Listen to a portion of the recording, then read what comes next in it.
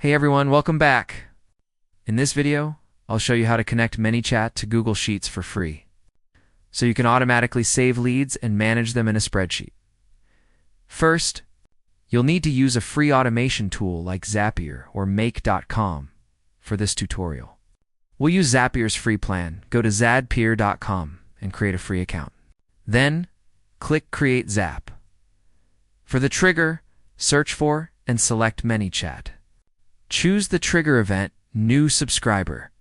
Connect your ManyChat account by entering your API key, which you can find in ManyChat under Settings greater than API. Next, set up the action. Search for and select Google Sheets. Choose the action, Create Spreadsheet Row. Connect your Google account and select the specific spreadsheet you want to use. Now, map the information from ManyChat to your sheet columns. For example, map the subscriber's name to the name column and their phone number to the phone column. Test the Zap to make sure a new row is successfully added to your sheet when a test subscriber is added in.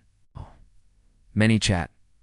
Once it's working, turn on the Zap now whenever someone new subscribes to your ManyChat bot.